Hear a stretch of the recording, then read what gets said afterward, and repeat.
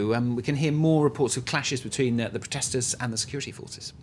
Well, there's some pretty controversial articles in Syria actually popping up in some of today's papers. There's a piece in The Atlantic by Stephen Cook when he calls on the US and the rest of the West to intervene in Syria. He reckons it's time for a military intervention. He says Washington seems to have assumed that the Free Syrian Army and other opposition forces in that country will eventually overthrow Assad by themselves, whereas nothing, he says, could be less likely considering how little firepower they have compared to the Syrian army, which for the most part, of course, has remained loyal. He reckons it's time really for troops to move in there because the West can't just stand by and allow Assad to massacre his people when the death toll there has already reached 5,000. Now, that's an opinion we've heard a fair bit in the international press, but there's another entirely opposing one in The Guardian, which we haven't really seen very many places.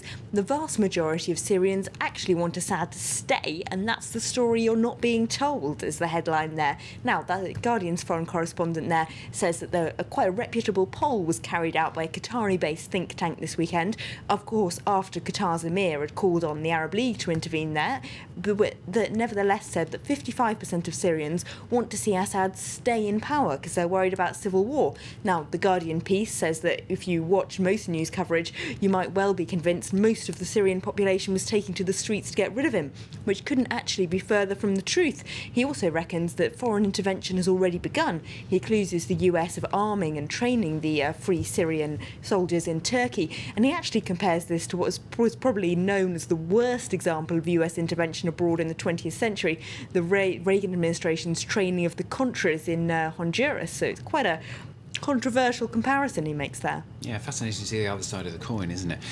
You're also looking at a fascinating story from Spain. This is the country's most famous judge who's gone on trial himself.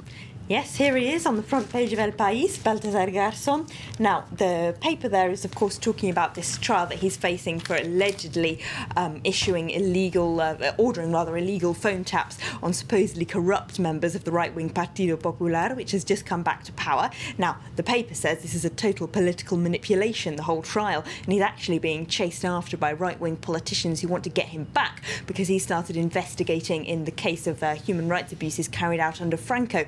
Garzón, of course, is internationally famous for having dug up crimes committed under the dictatorships in Chile and Argentina, and indeed, if it wasn't for investigative work that he did, lots of people who were responsible for abuses under those regimes would probably never have been charged and gone to jail.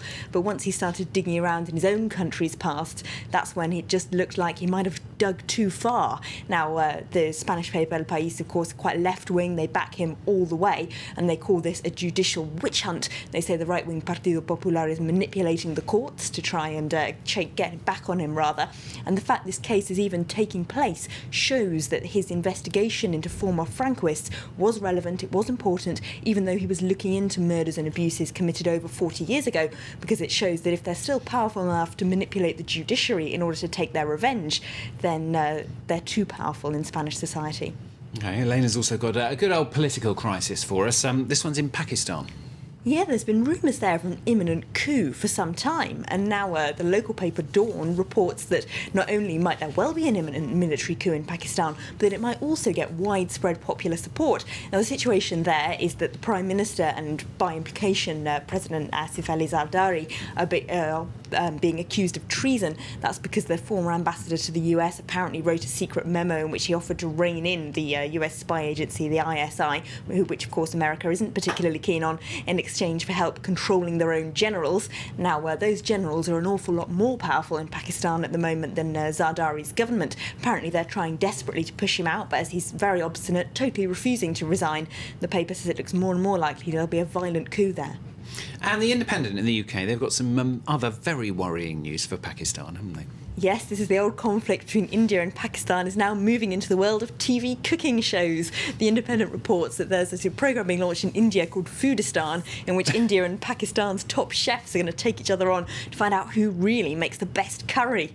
That's not the only cultural controversy involving subcontinental culture around at the moment either. There's a piece in the Huffington Post saying that there have been angry demonstrations by the Hindu American Foundation against the New York Times after that newspaper insulted Indian culture furiously furiously. What did they do? Well, they published an article saying that yoga is bad for your health, and that infuriated a number of people in India, apparently. Excellent. Good curries are fantastic, apart from here in France. French, very good at a lot of things, not curry, though. Elena, thanks very much, Elena, with the international papers. Coming up then, for you now, the headlines.